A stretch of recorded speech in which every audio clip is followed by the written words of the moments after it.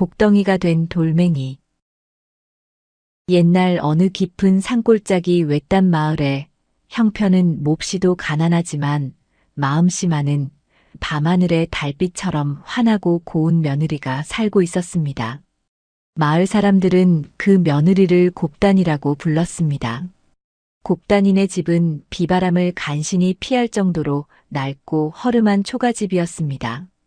지붕의 볏짚은 오래되어 색이 바랬고 흙벽은 곳곳이 허물어져 한겨울이면 매서운 황소바람이 방 안으로 거침없이 밀려들어왔지요. 곱단이의 남편 이석은 본래 심성이 착하고 부지런한 사내였으나 물려받은 재산이 한 푼도 없는 데다 엎친 데 덮친 격으로 몇 해째 이어진 흉년 탓에 아무리 뼈 빠지게 산에 올라 나무를 해다 팔아도 입에 풀칠하기조차 벅찬 형편이었습니다. 그의 겨울은 여느 해보다 훨씬 일찍 찾아왔고 유난히도 눈보라가 거세게 몰아쳤습니다. 온 세상이 하얀 눈으로 꽁꽁 얼어붙은 듯 차갑고 매서운 날들의 연속이었어요. 이렇게 추운 날씨가 이어지자 곱단이의 시어머니인 박할멈은 그만 깊은 병에 걸려 자리에 눕고 말았습니다. 박할멈은 젊은 시절부터 온갖 고생을 하며 아들 이석을 홀로 키워내느라 몸이 성한 곳이 없었는데 늙고 기력이 쇠한 상태에서 지독한 추위까지 겪게 되니 병세가 하루가 다르게 깊어졌지요. 박할멈은 밤낮으로 기침을 하며 차가운 방바닥에서 몸을 웅크린 채 끙끙 앓았습니다. 곱단이는 시어머니가 고통스러워하는 모습을 볼 때마다 자신의 심장을 칼로 도려내는 듯한 깊은 슬픔을 느꼈습니다. 어떻게든 시어머니를 따뜻하게 해드리고 싶었지만 가난한 살림살이에 땔감조차 턱없이 부족했어요. 남편 이석이 아침 일찍부터 눈 덮인 험한 산을 오르내리며 땔감을 구해오기는 했지만 그것만으로는 꽁꽁 얼어붙은 방바닥의 냉기를 몰아내기에 역부족이었습니다. 눈보라가 거세게 몰아치는 날이면 그마저도 산에 오를 수가 없어 아궁이에 불을 지피는 것조차 사칠 때가 많았습니다. 어느 몹시도 추운 날이었습니다. 밤새 쏟아진 눈이 무릎까지 쌓여온 세상이 하얗게 덮인 아침이었어요. 곱단이는 얇은 저고리 하나만 걸친 채 언손을 호호 불며 부엌으로 나갔습니다. 아궁이 앞에는 어제 남편이 겨우 주워온 마른 나뭇가지 몇 개만이 덩그러니 놓여 있었습니다. 곱단이는 그 나뭇가지들을 아껴가며 불을 피우고 가마솥에 물을 끓여 묽은 좁쌀죽을 쑤었습니다. 쌀알보다 물이 훨씬 많은 멀건 죽이었지만 그것이라도 시어머니의 언속을 달래주기를 바라는 간절한 마음으로 정성껏 주걱을 저었습니다.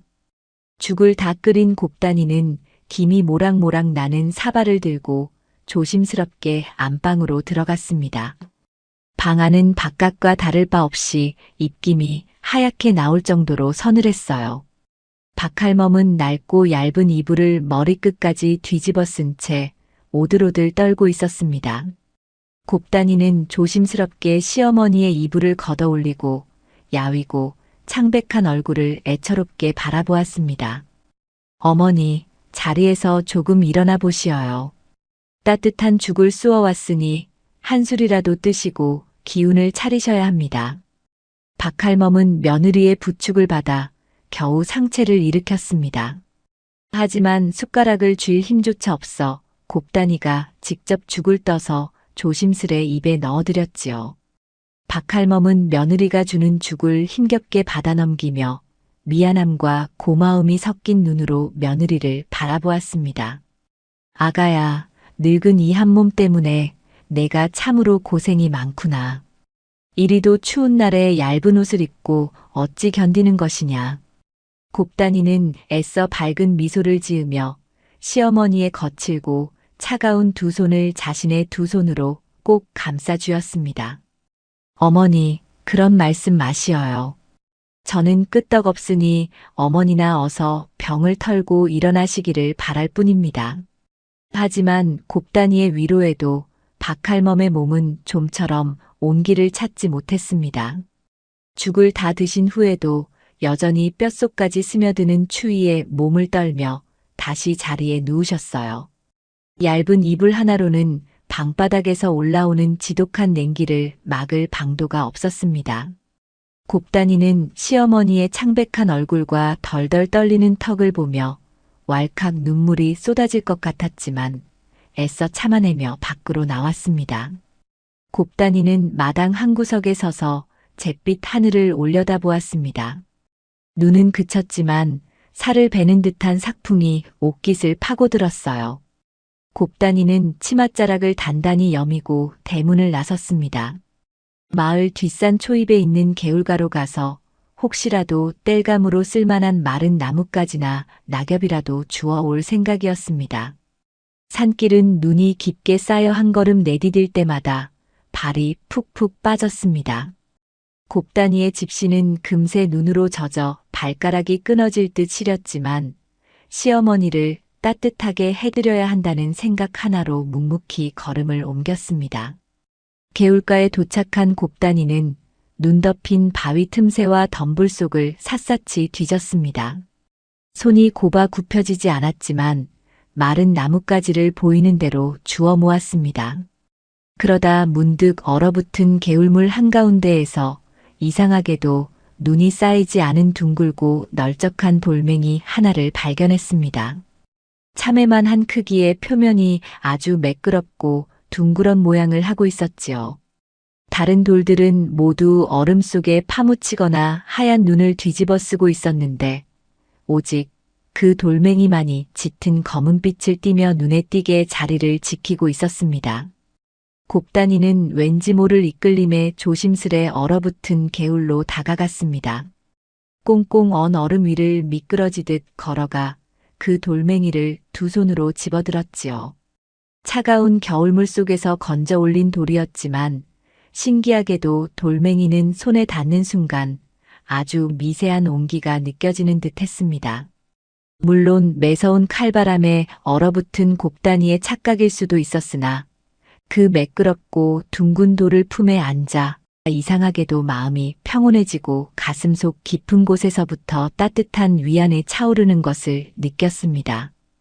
곱단이는 주워 모은 나뭇가지들과 함께 그 넓적한 돌멩이를 치마폭에 소중히 쌓아안고 집으로 돌아왔습니다. 얼어붙은 손발을 녹일 틈도 없이 곧장 부엌으로 들어가 아궁이 앞에 쭈그리고 앉았습니다. 조금 주워온 나뭇가지들을 아궁이 깊숙한 곳에 밀어넣고 조심스럽게 불씨를 살려냈습니다. 매운 연기가 부엌에 가득 차오르며 곱단이의 눈물을 쏙 빼놓았지만 곱단이는 아랑곳하지 않고 후후 입김을 불어가며 불길을 키웠습니다. 불길이 어느 정도 안정적으로 타오르기 시작하자 곱단이는 치마폭에 고이 모셔두었던 그 까만 돌멩이를 꺼냈습니다. 치마로 돌에 묻은 흙과 물기를 깨끗하게 닦아낸 뒤 활활 타오르는 아궁이 불길 속 가장자리에 돌멩이를 조심스럽게 밀어 넣었습니다. 땔감이 부족해 방바닥 전체를 데울 수는 없지만 이 돌멩이를 불에 뜨겁게 달구어 시어머니의 차가운 발치나 머리맡에 놓아드린다면 그 온기가 밤새 시어머니의 꽁꽁 온몸을 조금이나마 녹여줄 수 있을 것이라는 생각에서였습니다. 시간이 얼마나 흘렀을까 땔감으로 넣은 나뭇가지들이 서서히 수추로 변해가며 사그라질 무렵 곱단이는 부직갱이를 이용해 아궁이 속에서 돌멩이를 꺼냈습니다. 검은 빛을 띠던 돌멩이는 어느새 불기운을 가득 머금어 불그스름한 빛을 띠고 있었지요.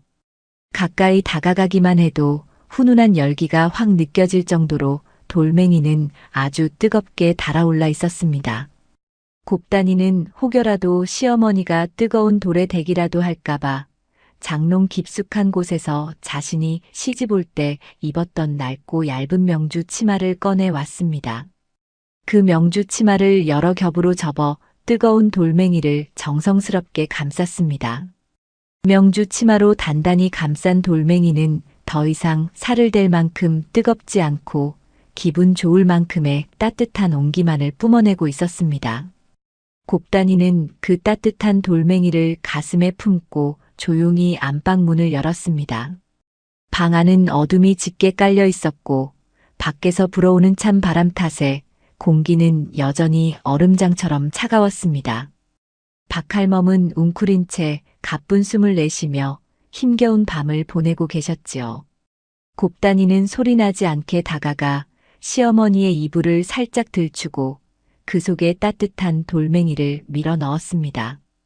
가장 싫어하시는 발밑에 조심스럽게 돌을 놓아드리고 이불 틈새로 찬바람이 들어가지 않도록 꼼꼼하게 여며드렸습니다. 어머니, 차가운 발을 이 돌에 얹어보시어요. 아궁이 불에 달궈와 아주 따뜻할 것입니다. 박할멈은 잠결에 발끝으로 전해져 오는 낯설고도 포근한 온기에 흠칫 놀라며 천천히 눈을 떴습니다.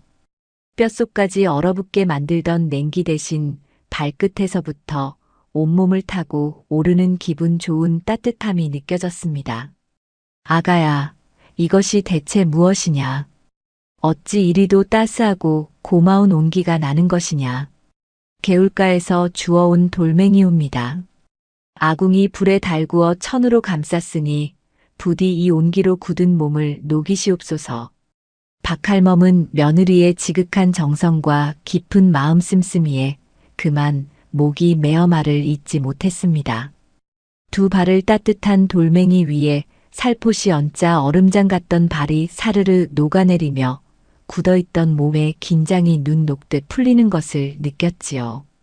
그토록 자신을 괴롭히던 지독한 기침도 어느새 잦아들고 거칠었던 숨결도 점차 안정을 찾아갔습니다. 돌멩이가 뿜어내는 온기는 단순한 불의 열기가 아니라 며느리 곱단이의 따뜻한 눈물과도 같은 다정함이었습니다. 박할멈은 오랜만에 추위와 고통에서 벗어나 평온한 표정으로 깊고 달콤한 잠에 빠져들었습니다. 곱단이는 곤히 잠든 시어머니의 평온한 얼굴을 한참 동안 물끄러미 바라보며 조용히 방 한구석에 자리를 잡고 앉았습니다. 창호지 문 밖으로는 여전히 매서운 겨울바람이 울부짖듯 불어대고 있었지만 안방 안만큼은 그 둥근 돌멩이 하나로 인해 훈훈하고 평화로운 기운이 감돌고 있었습니다.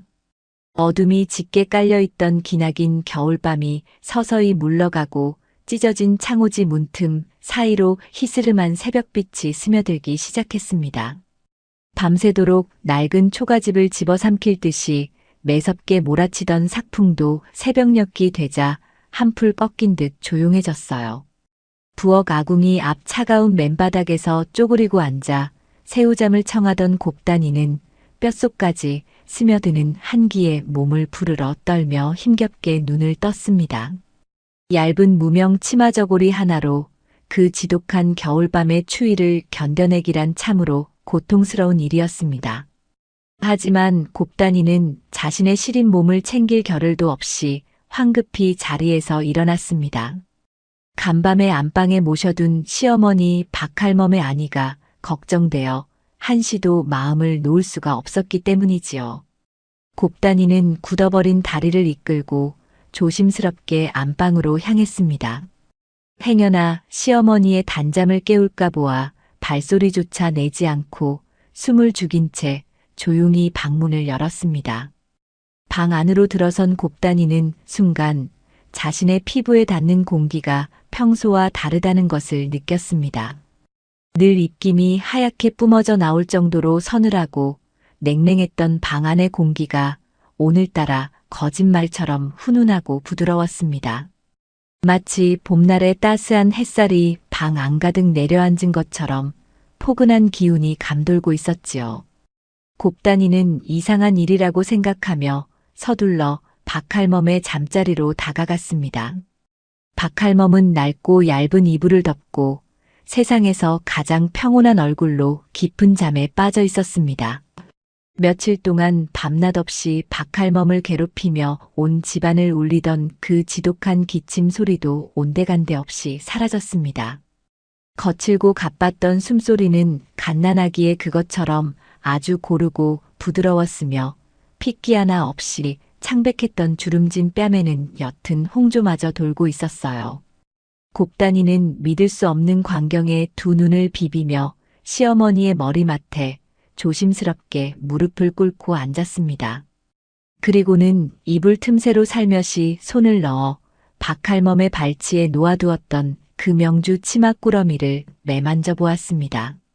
놀랍게도 곱단이의 손끝에 닿은 명주 치맛꾸러미는 어젯밤 아궁이에서 막 꺼내어 감쌌을 때와 다름없이 여전히 뜨뜻한 열기를 품고 있었습니다.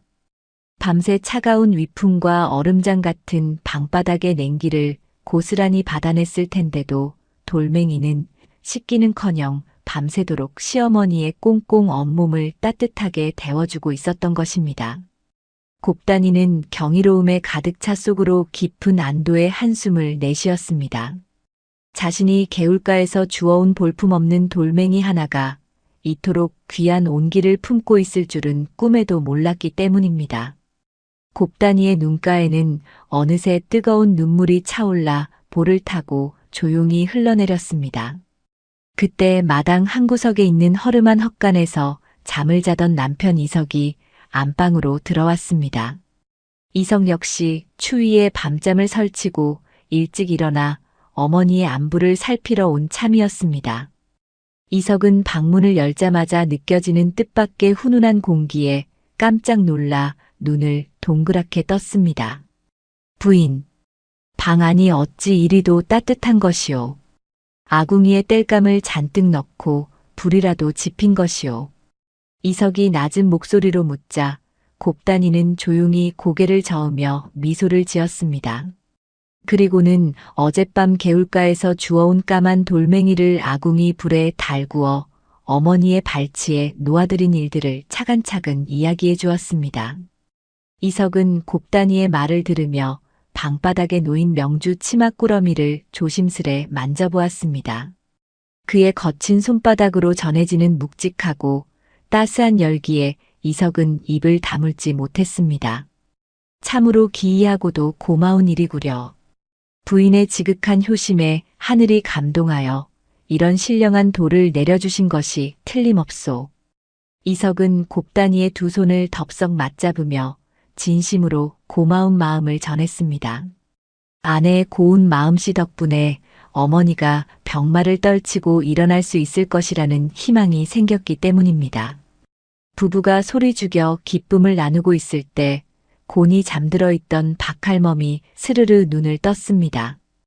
애비가 왔느냐? 아가야, 너도 거기 있구나.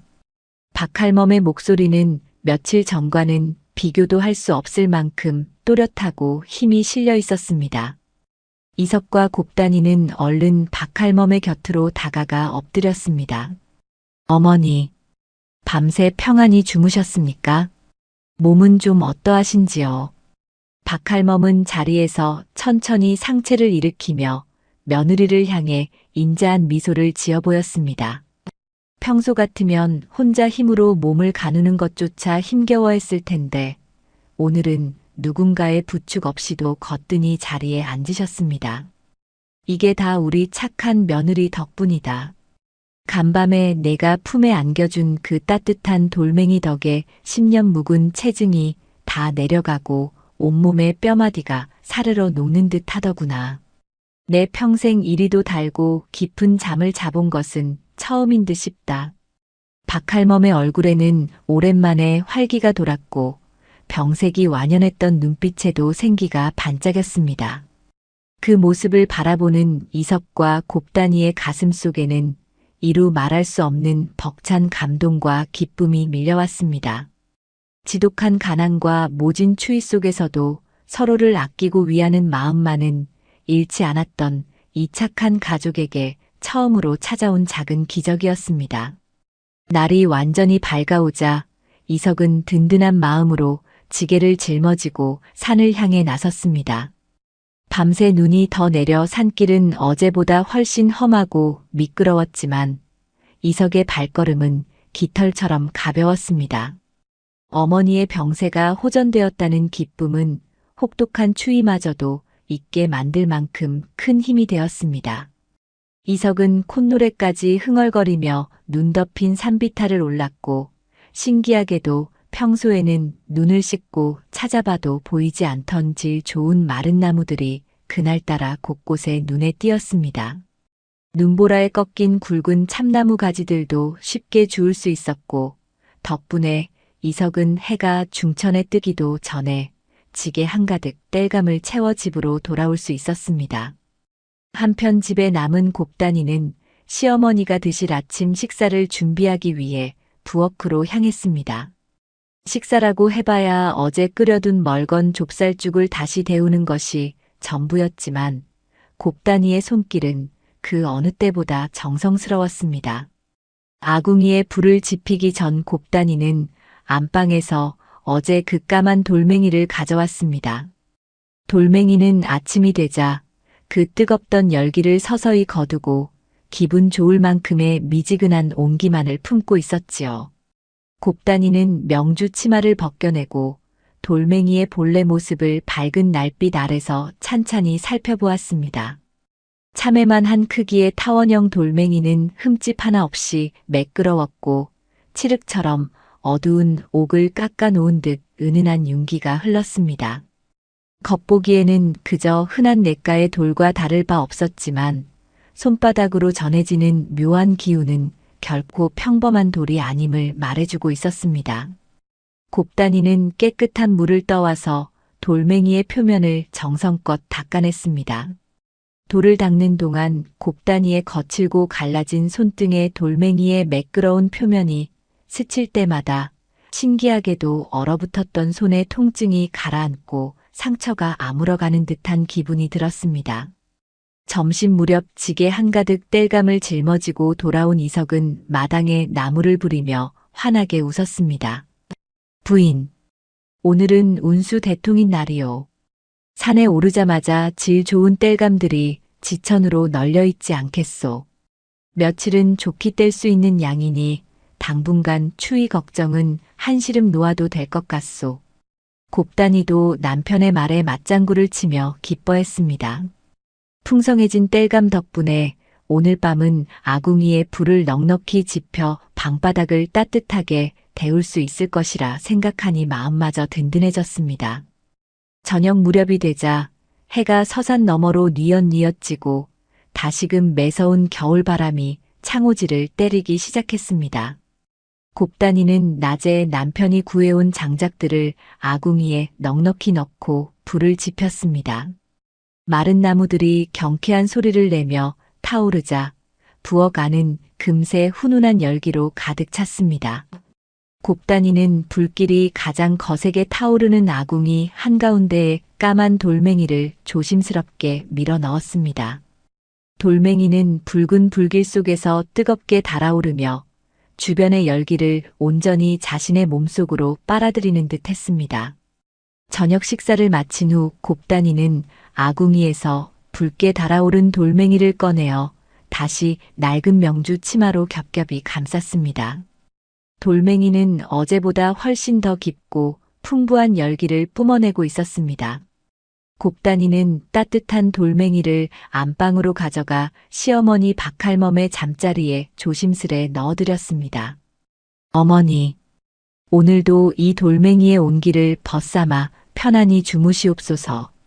박할멈은 며느리의 정성에 고마워하며 돌멩이 위로 발을 뻗었습니다. 돌멩이가 뿜어내는 열기는 단순히 피부 겉면만 데우는 것이 아니라 뼛속 깊은 곳에 맺힌 냉기까지 사르르 녹여내는 듯한 신비로운 힘을 가지고 있었습니다.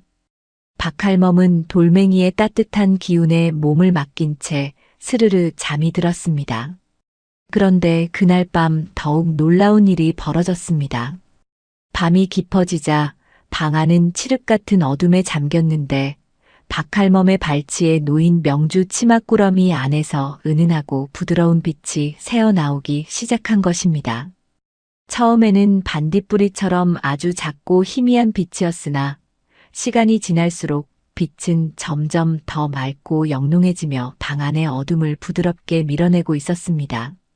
그 빛은 달빛을 머금은 듯 은은한 황금빛을 띠고 있었으며 빛이 닿는 곳마다 매서운 겨울의 한기는 거짓말처럼 자취를 감추고 봄날에 온화한 기운이 내려앉았습니다.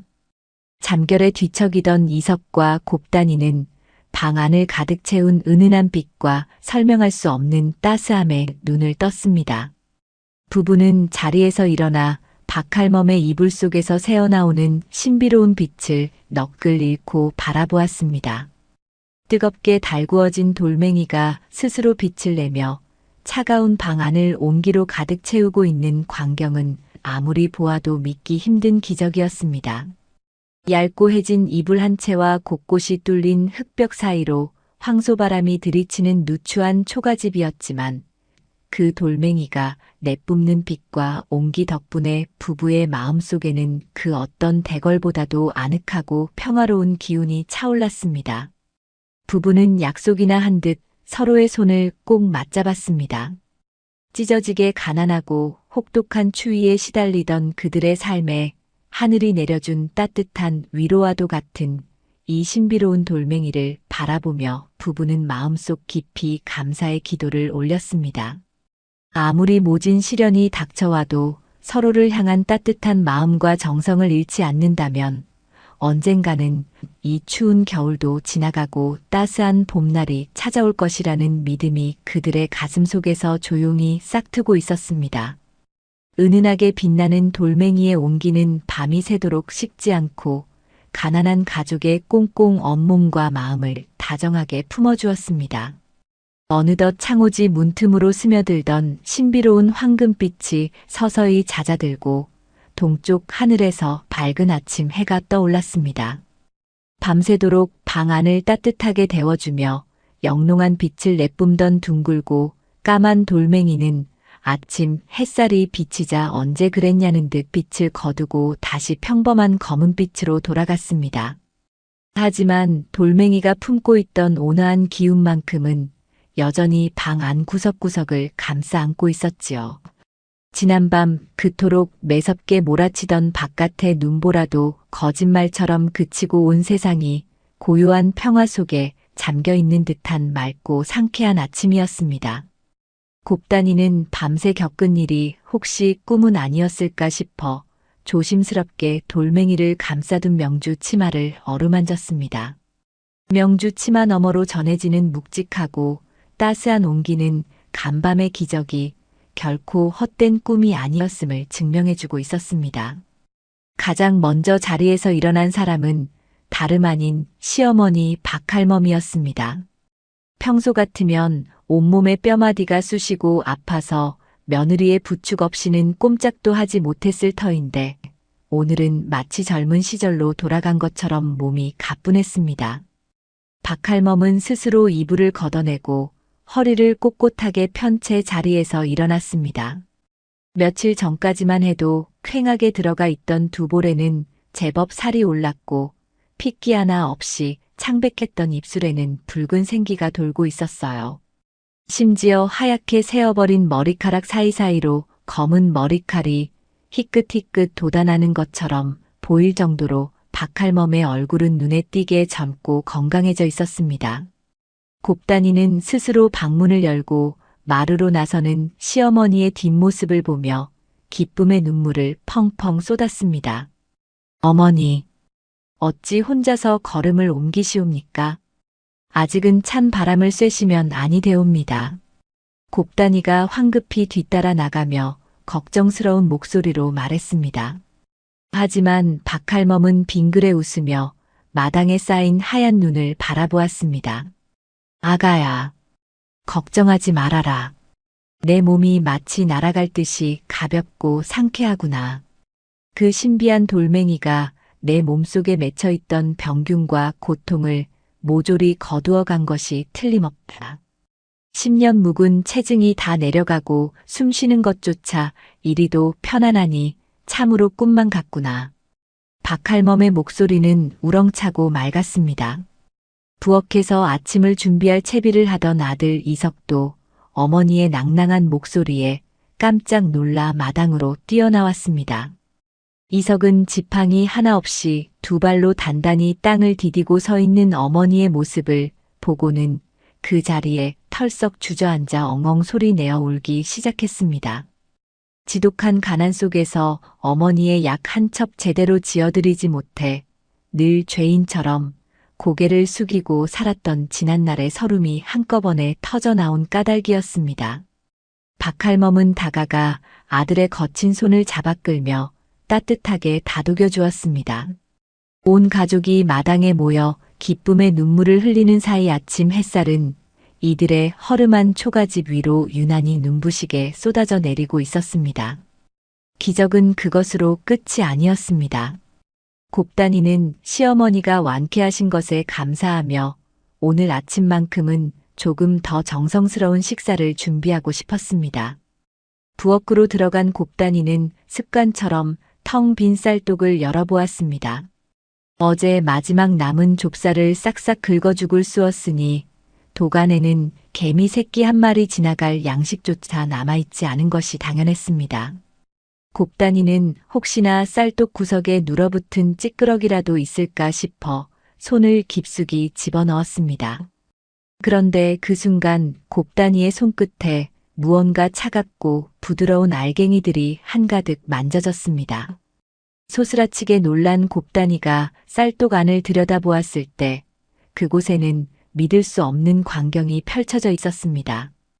텅 비어 있어야 할 낡은 옹기 도간에 티 없이 맑고 윤기가 자르르 흐르는 하얀 맵쌀이 수북하게 쌓여 있었던 것입니다.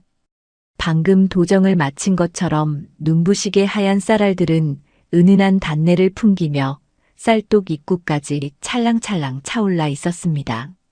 곱단이는 두 손으로 쌀을 움켜쥐고 주르륵 흘려보내기를 여러 번 반복했습니다. 차르르 거리는 경쾌한 소리와 함께 손가락 사이로 빠져나가는 쌀알들의 감촉은 분명한 현실이었습니다. 여보, 어머니, 어서 부엌으로 와보시어요. 여기 기적이 일어났습니다. 곱단이의 다급하고 떨리는 부름에 이석과 박할멈이 황급히 부엌으로 달려왔습니다. 두 사람은 쌀독에 가득 찬 하얀 맵쌀을 보고는 입을 다물지 못했습니다. 이석은 떨리는 손으로 쌀을 한 움큼 쥐어 자신의 볼에 비벼보기도 하고 입에 넣어 오독오독 씹어보기도 했습니다. 입안 가득 퍼지는 고소하고 달콤한 쌀의 맛에 이석의 두 눈에서는 또다시 굵은 눈물방울이 뚝뚝 떨어졌습니다. 곱단이는 이 믿기지 않는 일이 어젯밤 아궁이에 넣어두었던 그 까만 돌멩이와 관련이 있을 것이라 생각했습니다. 아침에 안방에서 돌멩이를 가져와 부엌 한 구석 쌀독 옆에 잠시 내려놓았었는데 그 돌멩이의 신비로운 기운이 텅 빈 쌀독을 풍성하게 채워준 것이 분명했습니다. 곱단이는 경건한 마음으로 돌멩이를 조심스럽게 쓸어안고 고개를 숙여 깊은 감사의 인사를 올렸습니다.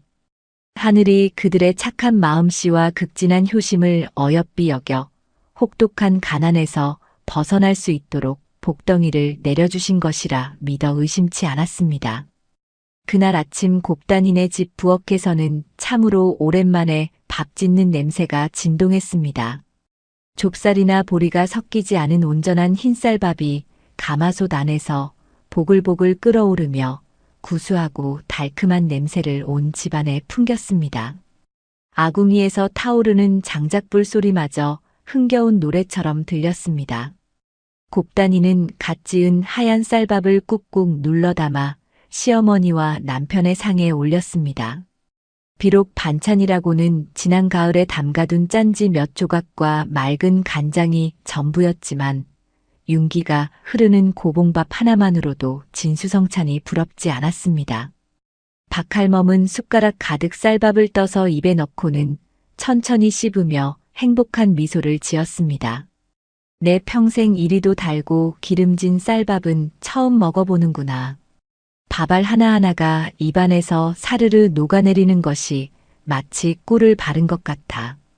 우리 며느리 고운 마음씨 덕에 이 늙은이가 호사를 누린다.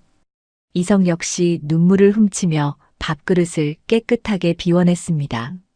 모처럼 배불리 밥을 먹은 새 식구의 얼굴에는 가난의 그늘 대신 따스하고 환한 화색이 돌았습니다.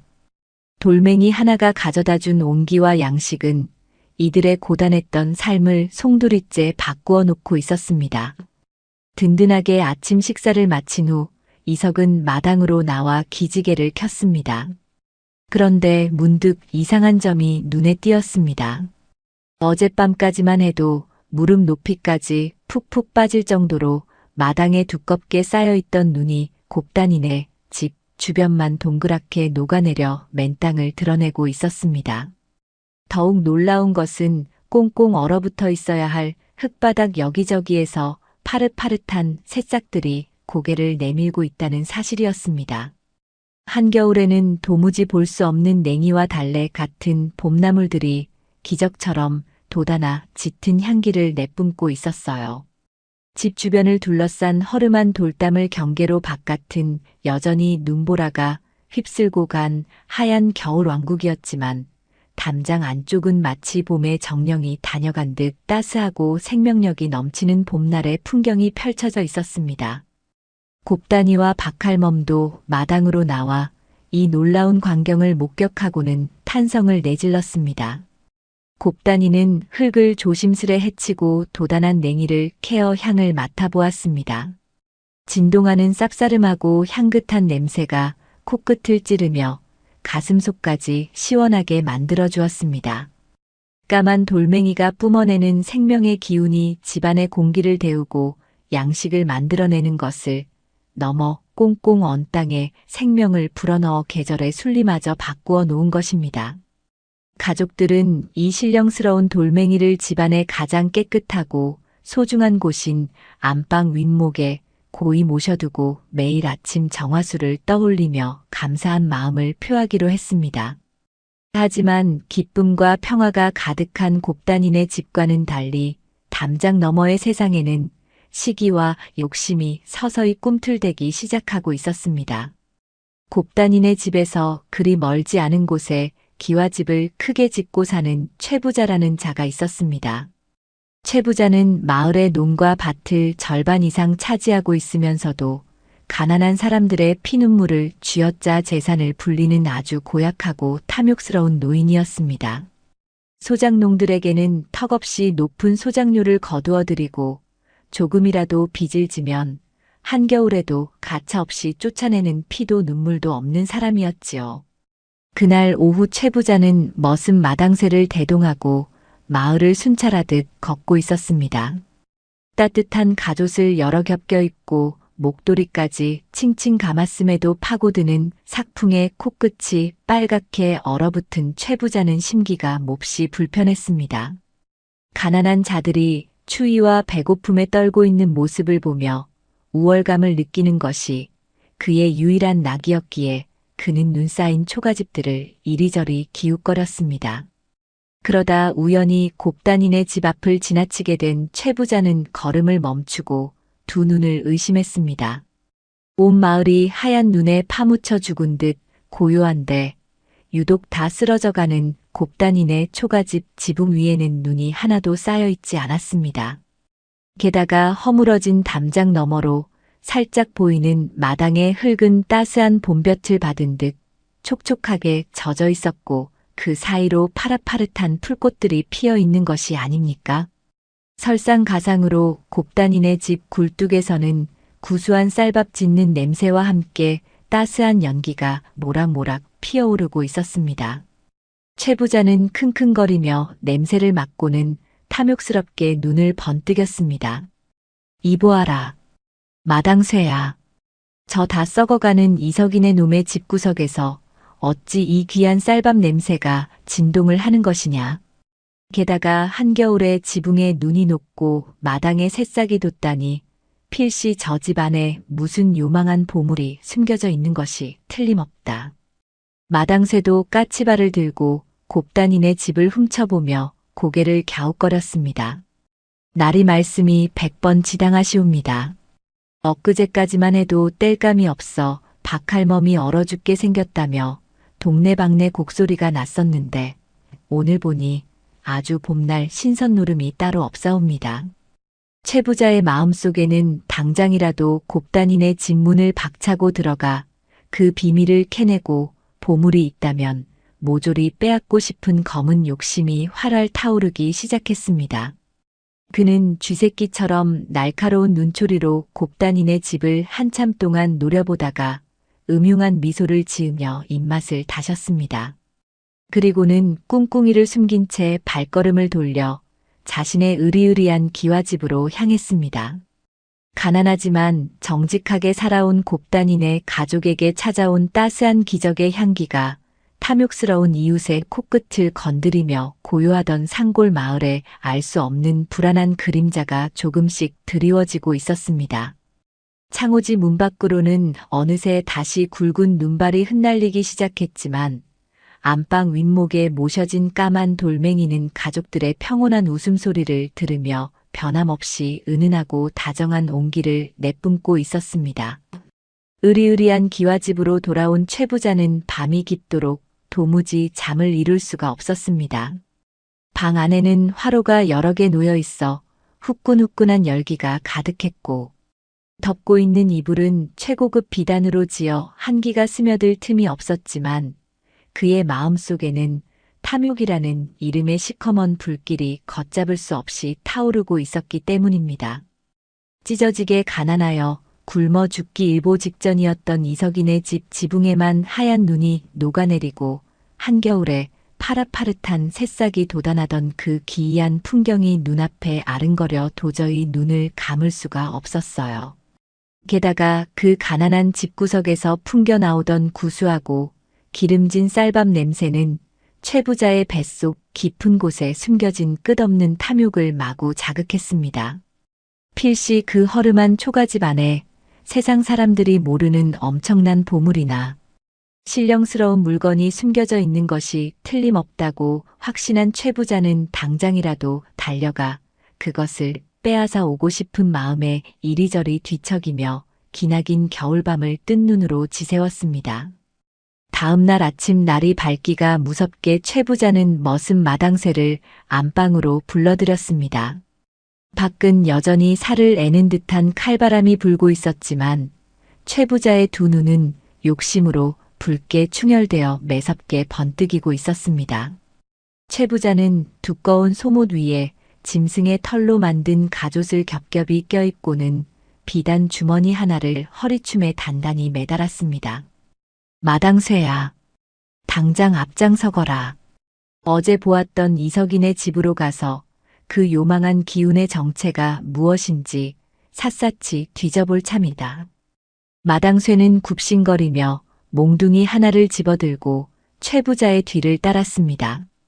마을길은 밤새 내린 눈이 꽁꽁 얼어붙어 걸음을 옮기기조차 쉽지 않았지만 남의 재산을 빼앗으려는 최 부자의 발걸음은 그 어느 때보다 빠르고 거침이 없었습니다.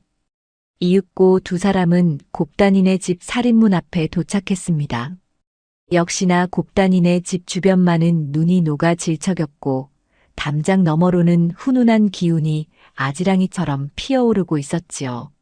최 부자는 턱짓으로 마당쇠에게 신호를 보냈고 마당쇠는 주저없이 다 낡아빠진 살인문을 발로 걷어차며 거칠게 마당으로 들이닥쳤습니다. 이리 오너라. 최 부자 어르신께서 행차하셨다. 마당쇠의 우렁차고 험악한 고함 소리에 부엌에서 아침을 짓고 있던 곱단이와 마당을 쓸고 있던 이석이 화들짝 놀라 뛰어나왔습니다. 방 안에서 평온하게 쉬고 계시던 박할멈도 놀란 가슴을 부여잡고 방문을 열었습니다. 이석은 엉겁결에 허리를 깊이 숙이며 최 부자를 맞이했습니다. 아니, 최 부자 어르신.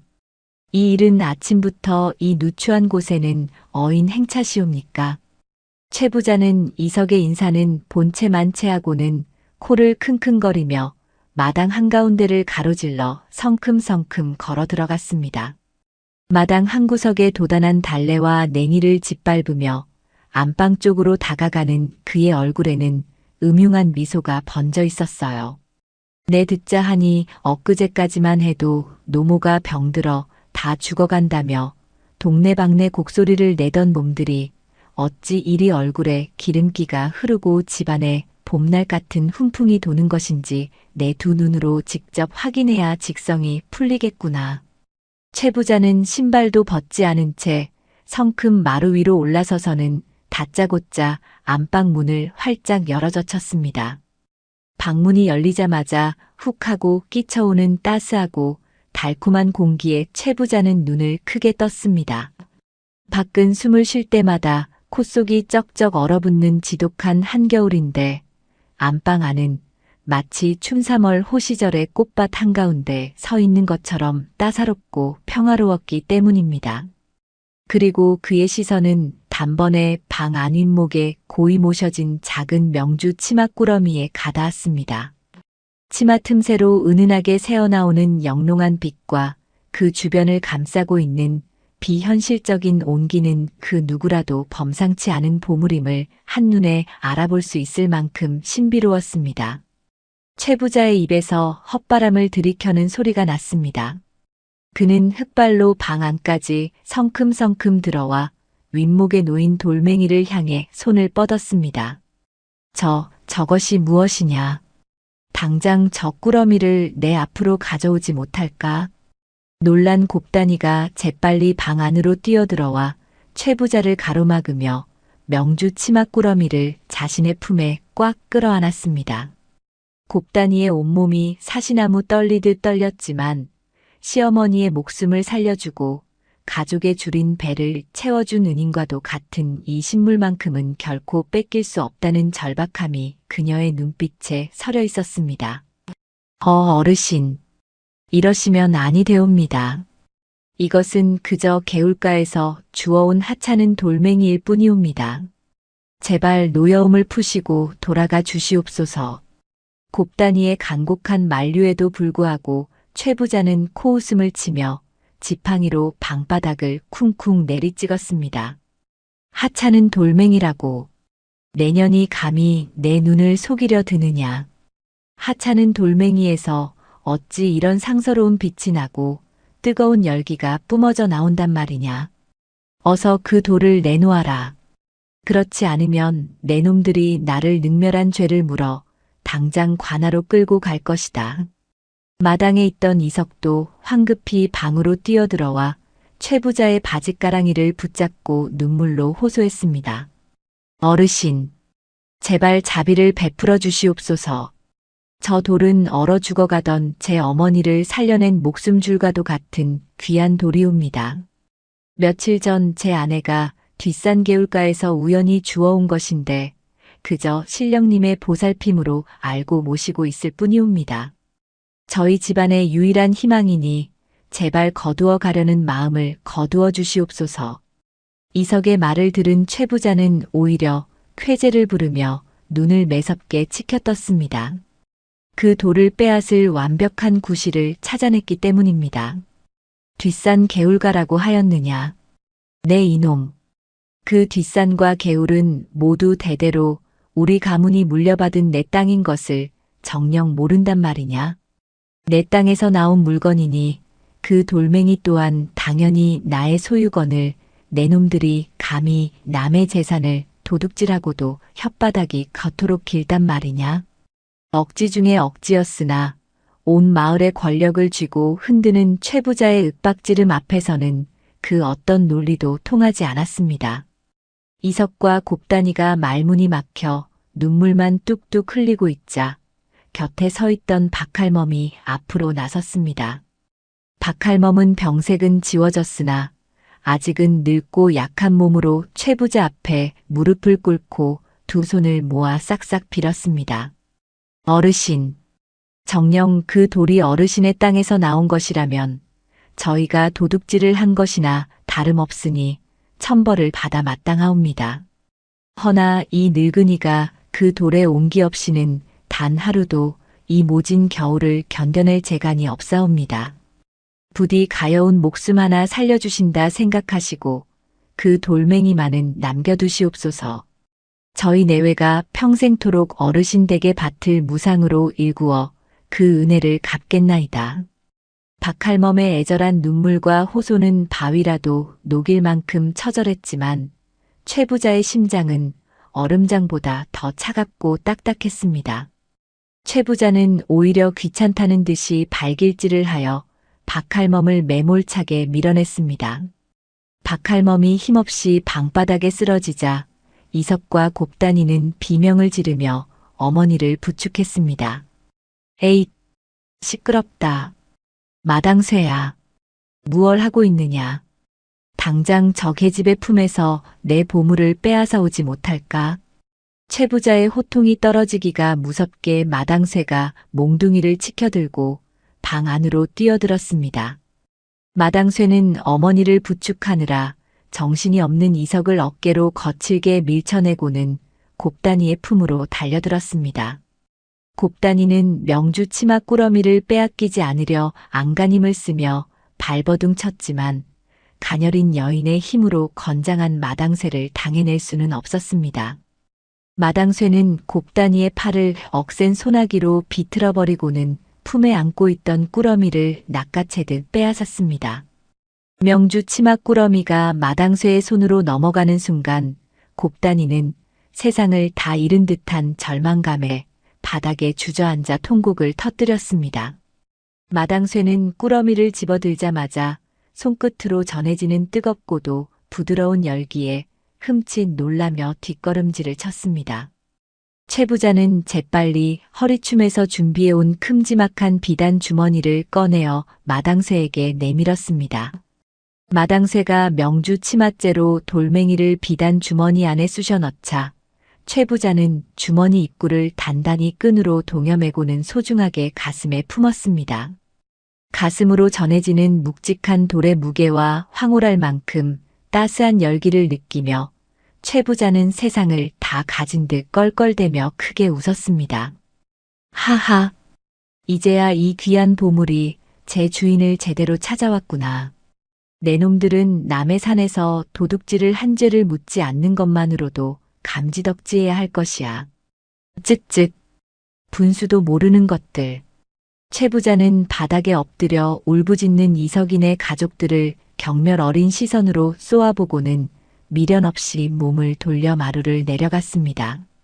마당쇠 역시 승리감에 도취하여 거드름을 피우며 최 부자의 뒤를 따라 살인문을 나섰습니다. 그런데 최 부자가 돌멩이를 품고 살인문 밖으로 발걸음을 내딛는 바로 그 순간이었습니다. 곱단이네 집을 감싸고 있던 따스하고 평화롭던 공기가 순식간에 차갑게 얼어붙기 시작했습니다.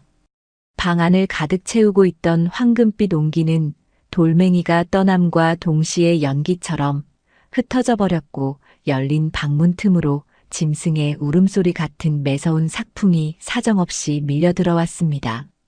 마당 여기저기에 돋아나 짙은 향기를 뿜어내던 달래와 냉이들은 살을 베는 듯한 찬 바람에 닿자마자 시커멓게 타들어가며 그 자리에서 꽁꽁 얼어붙어 바스러졌습니다.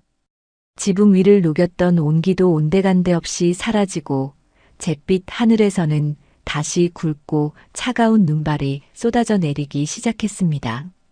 부엌쌀독에 가득 차올랐던 눈부시게 하얀 맵쌀들은 본래의 텅 빈 독으로 돌아갔고 가마솥에서 끓어오르던 밥 짓는 열기마저 차갑게 식어버렸습니다. 마치 한여름 밤의 달콤한 꿈에서 깨어난 것처럼 곱단이네 집은 다시 지독하게 가난하고 처절하게 추운 원래의 낡고 허름한 초가집으로 되돌아가 버린 것입니다. 순식간에 들이닥친 지독한 냉기에 박할멈은 다시 기침을 토해내며 몸을 웅크렸고 곱단이와 이석은 얼어붙은 방바닥에 엎드려 서로를 끌어안은 채 하염없이 눈물만 흘렸습니다. 얇은 무명옷을 파고드는 겨울바람은 어제보다 훨씬 더 날카롭고 매섭게 그들의 살갗을 파고들었습니다. 돌멩이가 남겨주었던 그 찰나의 온기와 풍요로움이 너무나도 크고 따뜻했기에 다시 찾아온 가난과 추위의 고통은 곱단이네 가족의 가슴을 더욱 시리게 도려내는 듯했습니다. 반면 비단 주머니를 가슴에 품고 눈길을 헤치며 돌아가는 최 부자의 발걸음은 춤이라도 출 듯 가벼웠습니다. 그는 품속에서 뿜어져 나오는 후끈한 열기 덕분에 흩날리는 눈보라 속에서도 이마에 땀이 맺힐 정도였습니다. 이 돌멩이만 있으면 한겨울에도 내 넓은 밭에 온갖 곡식과 과일을 심어 거두어 들릴 수 있겠구나. 눈보라가 치는 한겨울에 수박과 참외를 키워 한양의 임금님께 진상한다면 나는 세상에서 가장 높은 벼슬자리에 오르고 남부럽지 않은 엄청난 재물을 손에 쥐게 될 것이다. 하하. 최 부자의 머릿속은 온통 까만 돌멩이를 이용해 자신의 재산을 산더미처럼 불리고 권력을 탐할 헛된 망상으로 가득 차 있었습니다. 그는 가슴속의 주머니를 더욱 꽉 끌어안으며 서둘러 자신의 대궐 같은 기와집을 향해 걸음을 재촉했습니다. 눈보라는 쉴 새 없이 몰아치며 탐욕스러운 노인의 발자국을 하얗게 지워가고 있었고 온 길을 빼앗긴 가난한 초가집에서는 슬프고도 처절한 가족들의 울음소리만이 차가운 겨울바람 속에 흩어지고 있었습니다. 최 부자는 비단 주머니를 가슴에 꽉 품은 채 헐떡이며 자신의 으리으리한 대궐 같은 기와집으로 돌아왔습니다. 밖은 여전히 살을 베는 듯한 매서운 눈보라가 치고 있었지만 그의 이마에는 탐욕으로 달아오른 뜨거운 땀방울이 송글송글 맺혀 있었지요. 대문에 들어서자마자 그는 안방으로 쏜살같이 달려가 방문을 걸어 잠그고는 누구도 들이지 말라며 마당쇠에게 엄한 호통을 쳤습니다. 방 안에는 최고급 참숯이 담긴 화로가 여러 개 놓여 있어 이미 후끈후끈한 열기가 가득했지만 최 부자는 그것으로 만족할 수 없었습니다. 그는 방 한가운데에 최고급 비단 방석을 깔고 그 위에 떨리는 손으로 명주 치마 꾸러미를 조심스럽게 올려놓았습니다. 이석인의 허름한 초가집을 춘 3월 봄날처럼 덮여주고 텅 빈 쌀독을 하얀 맵쌀로 가득 채워주었던 그 경이로운 기적이 이제 온전히 자신의 것이 되었다는 생각에 최 부자의 입꼬리는 귀에 걸릴 듯이 올라갔습니다. 최 부자는 숨을 죽이고 명주 치마를 한 겹씩 벗겨내기 시작했습니다. 드디어 매끄럽고 까만 돌멩이가 그 모습을 드러냈고 최 부자는 두 눈을 크게 뜨고 황금빛 온기가 뿜어져 나오기를 기다렸습니다. 하지만 참으로 이상한 일이었습니다. 곱다니의 품에 안겨 있을 때만 해도 세상을 다 녹일 듯 훈훈한 열기와 영롱한 빛을 내뿜던 돌멩이는 최 부자의 방에 놓이자마자 마치 죽은 생명처럼 차갑고 어두운 빛으로 가라앉아 버렸습니다. 황금빛은커녕 돌멩이의 표면에는 시퍼런 성에가 끼기 시작했고 방 안에 훈훈했던 공기마저 순식간에 서늘하게 식어가는 듯 했습니다. 최 부자는 당황하여 두 손으로 돌멩이를 감싸쥐며 온기를 끌어내려 안간힘을 썼습니다. 그러나 돌멩이는 최 부자의 탁하고 시커먼 욕심을 모조리 빨아들이기라도 하듯 점점 더 무섭도록 차가운 얼음덩어리로 변해갈 뿐이었습니다. 그 돌멩이는 본래 맑고 선한 마음을 가진 이의 정성과 사랑에만 반응하는 하늘의 신물이었습니다. 자신보다 시어머니를 먼저 생각했던 곱다니의 지극한 효심과 헌신적인 사랑이 닿았을 때는 생명을 살리는 따뜻한 봄 기운을 내뿜었지만 남의 것을 탐내고 약한 자를 짓밟는 최 부자의 악독한 탐욕과 마주하자 돌멩이는 그 어떤 겨울의 삭풍보다도 잔인하고 지독한 냉기로 응징을 시작한 것입니다.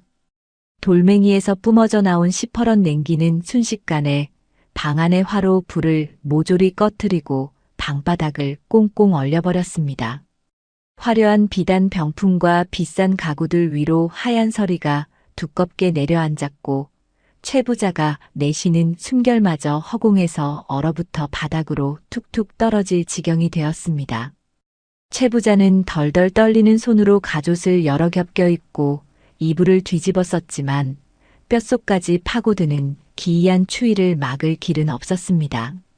그가 평생토록 긁어모았던 재물과 권력은 이 압도적인 자연의 응징 앞에서 한낱 무용지물에 불과했습니다. 같은 시각 돌멩이를 빼앗기고 다시 짙은 절망에 빠진 곱다니네 집은 말로 다 할 수 없는 비통함에 잠겨 있었습니다. 방 안을 덮여주던 온기가 완전히 사라진 탓에 뚫린 흙벽 사이로 들이치는 겨울바람은 전보다 훨씬 더 날카롭게 느껴졌습니다. 얇은 이불 하나의 의지에 세 식구가 서로의 체온을 나누며 부둥켜 안고 있었지만 얼음장처럼 차가운 방바닥에 냉기는 그들의 가여운 몸을 가차없이 얼려가고 있었지요. 곱단이는 시어머니 박할멈의 꽁꽁 언 두 발을 자신의 저고리 품속에 깊이 넣고 끊임없이 눈물을 흘렸습니다. 자신이 힘이 부족하여 시어머니를 살릴 유일한 희망을 빼앗겼다는 죄책감에 곱단이의 가슴은 천 갈래 만 갈래로 찢어지는 듯 했습니다.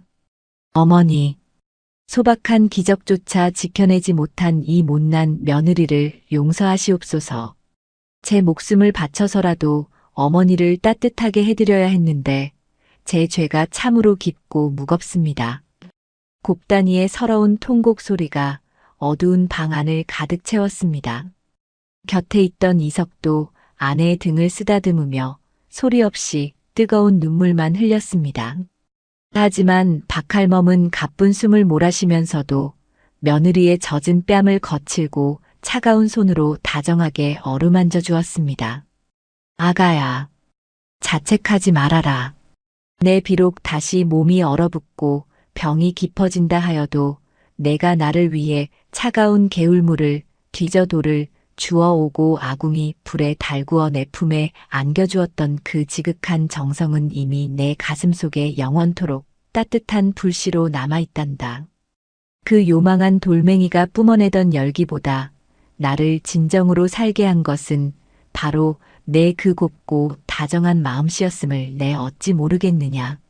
남의 것을 탐내어 강제로 빼앗아간 자는 결코 그 온기를 누리지 못할 것이니 우리는 그저 우리의 선한 마음을 잃지 말고 이 고비만 잘 넘기면 되는 것이다.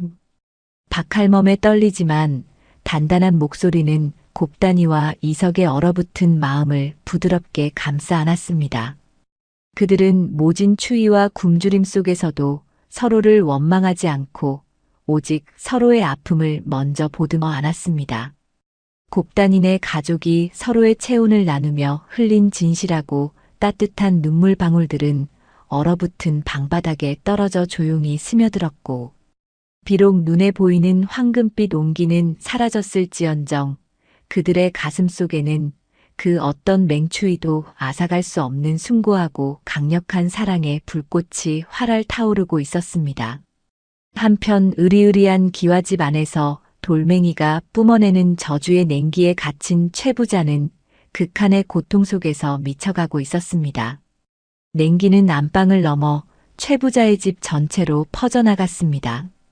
곳간에 가득 쌓아두었던 소작농들의 피와 땀이 밴 곡식들은 돌처럼 단단하게 얼어붙어 먹을 수 없는 폐기물이 되어버렸고 마당에 메어둔 소와 돼지들은 추위를 견디지 못하고 모두 쓰러졌습니다. 견디다 못한 하인들과 마당쇠마저 살 길을 찾아 뿔뿔이 도망쳐버렸고 거대한 대궐 같은 기와집에는 오직 최부자 홀로 남아 얼음 지옥의 형벌을 고스란히 견뎌야만 했습니다.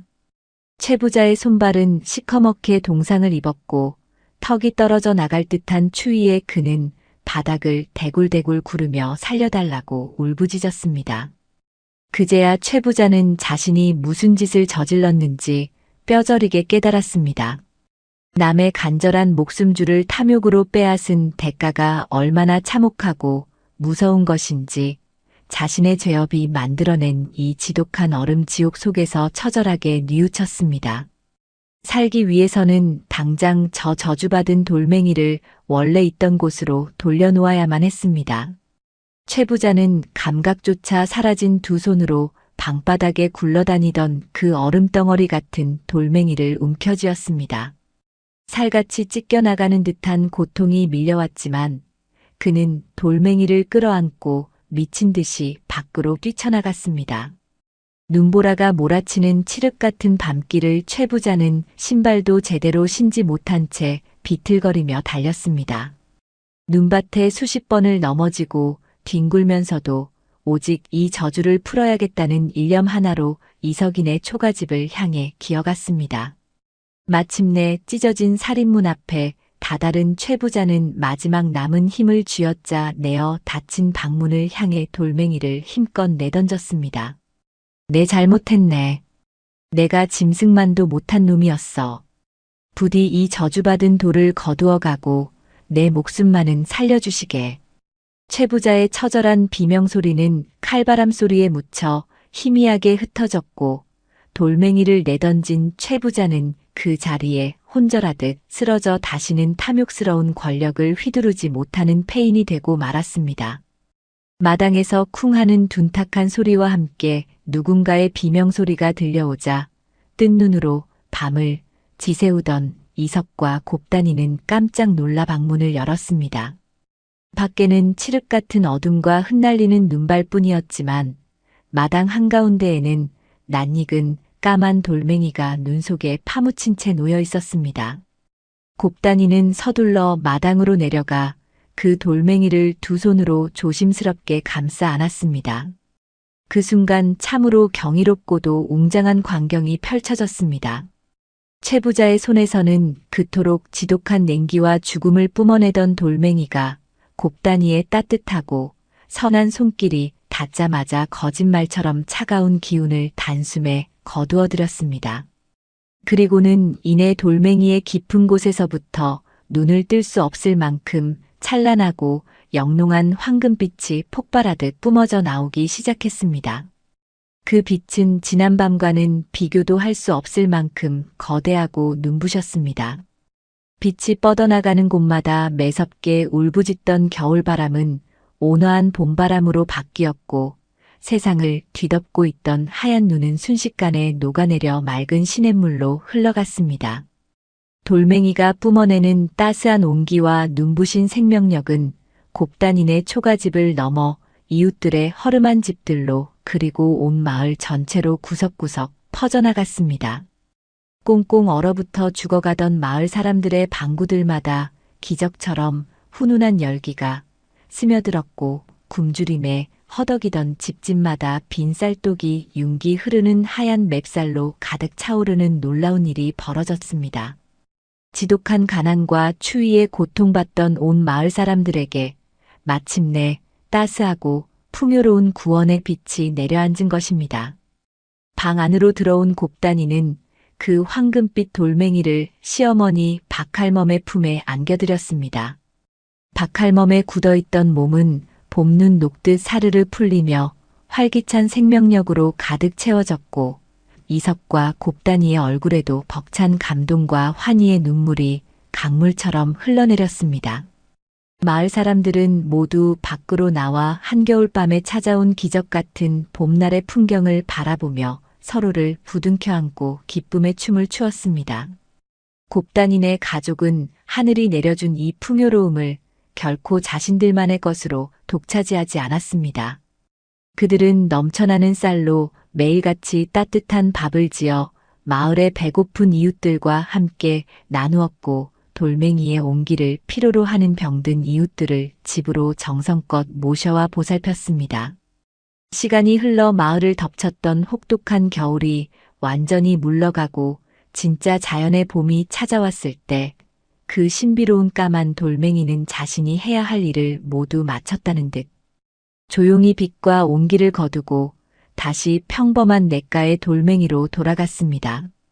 더 이상 쌀독을 채워주지도 방바닥을 덮여주지도 않았지만 곱단이네 가족과 마을 사람들은 전혀 슬퍼하지 않았습니다.